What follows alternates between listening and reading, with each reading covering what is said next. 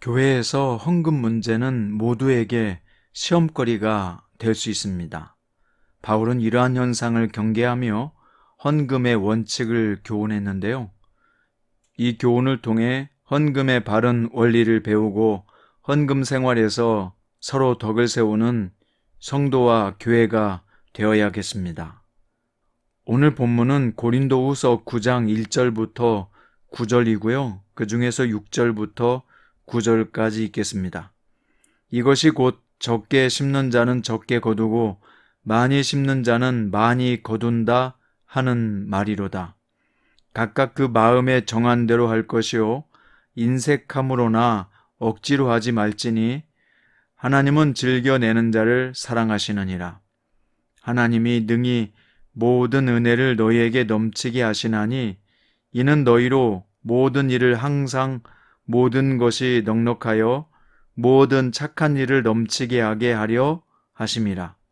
기록된 바 그가 흩어 가난한 자들에게 주었으니 그의 의가 영원토록 있느니라 함과 같으니라.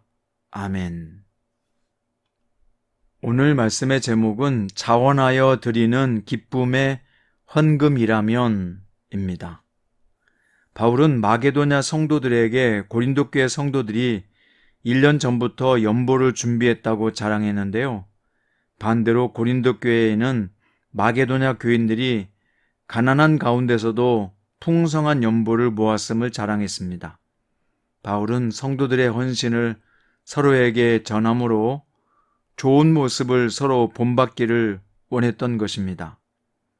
바울은 고린도 교회에 대해 자랑한 말이 거짓이 되지 않도록 미리 연보를 준비할 것을 부탁합니다. 성도들이 연보를 미리 준비함으로써 그것이 억지가 아니라 참된 연보가 되기를 원했던 것이죠. 미리 준비하고 있지 않다가 바울이 방문했을 때 급하게 연보를 하게 되면 분위기상 반강제로 참여하게 될 수 있기 때문입니다. 왜 바울이 먼저 헌금을 준비하게 했을까요? 그것은 하나님이 자원하는 마음으로 기쁘게 드리는 참된 연보를 기쁘게 받으시기 때문이죠. 헌금을 작정하고 드리는 과정에서 공개적으로 헌금을 작정하거나 드리게 되면 다른 사람들의 눈치를 보면서 체면치레로 억지로 드릴 수 있습니다. 성도는 언제나 자원하는 마음으로 미리 준비한 헌금을 하나님께 드려야 합니다. 또 이어서 바울은 하나님의 은혜가 성도에게 충만하게 임한 것 같이 성도들도 인색함 없이 넉넉히 연보를 드려야 한다고 권면합니다. 물론 바울은 헌금의 액수에 관해 말하지 않았어요. 각자 형편과 사정에 따라 인색한 마음을 품지 말고 풍성한 연보를 드리면 하나님의 풍성한 은혜가 넘치게 될 것이라는 것을 믿었기 때문입니다. 예수님도 헌금에 대해 교훈하실 때 헌금의 크기를 액수로 판단하지 않으셨습니다. 예수님은 가난한 과부가 드린 2렙돈이 부자가 풍족한 상황에서 헌금한 금액보다 더 크다고 말씀하셨잖아요. 즉, 돈 액수가 아니라 마음의 크기를 보고 평가하신 것입니다. 하나님은 헌금 자체보다 헌금을 드리는 자가 하나님을 향해 품은 사랑의 크기를 보십니다. 그러므로 성도는 하나님의 크신 은혜에 감사하는 마음으로 인색함이 없는 풍성한 헌금으로 하나님을 기쁘시게 하면 좋을 것입니다.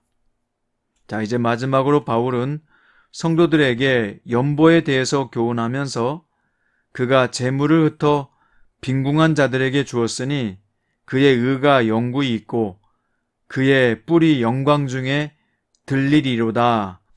시편 112편의 말씀을 인용했습니다. 예수님은 부자 청년에게 소유를 다 팔아 가난한 자들에게 나눠주라고 명하시면서 그리하면 하늘에서 그에게 보화가 있을 것이라고 약속하셨습니다. 또한 보물을 땅에 쌓아두지 말고 하늘에 쌓아야 하는 이유에 대해 하늘에 쌓아둔 보물은 동록이 해하지 못하며 도둑이 구멍을 뚫지도 못하기에 도둑질 당하지 않는다고도 말씀하셨습니다. 즉, 가난한 자들을 구제하는 것이 하나님 앞에 영원한 의로 남게 될 것을 교훈하신 것이죠. 성도는 이 땅에 보물을 쌓아두는 세상 사람들과 달리 영원한 천국에 보물을 쌓아두는 지혜로운 자가 되어야 합니다. 오늘은 이재훈 목사님의 선한 그리스도인을 찾습니다 라고 하는 책의 내용의 일부를 읽어드리겠습니다. 미국 존스 홉킨스 대학교의 한 교수가 빈민가에 사는 12세부터 16세 청소년 200명을 대상으로 어려운 배경을 가진 이들이 장차 성인이 되었을 때 사회적으로 얼마나 건전한 삶을 살게 될 것인지 알아보는 연구를 했다. 처음 그들의 가정 환경과 능력을 조사하고 자료를 수집해 분석한 결과 이런 결론이 나왔다고 한다. 그곳 청소년 중 90%는 교도소에서 인생의 절반을 보내게 될 것이다. 그로부터 약 25년 후 그 대학 후배들이 그 지역을 다시 방문해 연구의 결론이 얼마나 정확한가를 조사했다고 한다. 당시 조사 대상이었던 청소년들은 대부분 그곳을 떠난 상태였다. 학생들은 그 200명을 추적하여 180명을 만나 현재의 모습을 확인해 봤다. 놀랍게도 그들 중 교도소에 간 사람은 단 4명 뿐이었고 나머지 사람들은 모두 성실한 시민으로 살아가고 있었다. 예측이 틀린 것이다. 어떻게 이런 결과가 나올 수 있었을까 하는 궁금증으로 그들과 인터뷰를 했다. 그들은 하나같이 자신들이 평범한 인생을 살 수 있었던 것은 한 선생님 때문이었다고 말했다. 존슨 홉킨스 대학교 학생들은 급기야 그 선생님까지 찾아가 어떻게 그들을 지도했는지 물었다. 저는 아무것도 한 게 없어요. 단지 그들을 사랑했을 뿐이에요. 한 선생님의 사랑이 수많은 청소년의 영혼을 치료했고 그들의 미래를 바꿨던 것이다.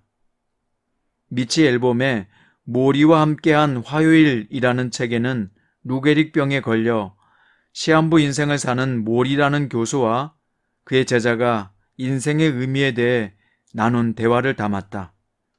책에는 모리는 제자들에게 이렇게 말한다. 이 병을 앓으며 배운 가장 큰 것이 무엇인지 아니? 인생에서 가장 중요한 것은 사랑을 나눠주는 법과 받아들이는 법을 배우는 것이란다. 병을 넘어설 수 있는 힘은 사랑에서 나오는 것이다. 여러분, 그렇습니다. 우리가 하나님 앞에 헌금을 드릴 때 사랑하는 마음으로 드린다면 그것은 최고의 헌금일 것입니다.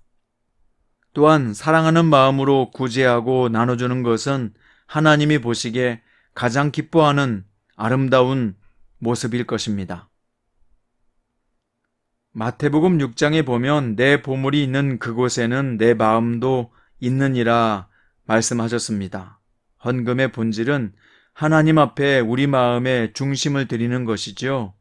성도는 마음을 다해 자원하여 헌금을 드림으로써 하나님과 교회를 향한 사랑을 나타내고 하나님이 기뻐하시는 복된 삶을 사는 것, 그것이 가장 축복된 삶이라고 오늘 본문은 말씀하고 있습니다. 오늘 여러분과 저에게 하나님의 놀라운 은혜와 축복이 함께하기를 바랍니다. 기도드립니다. 사랑하는 주님, 오늘 주님께서 자원하여 드리는 기쁨의 예물이 어떤 의미가 있는지 말씀해 주셨습니다.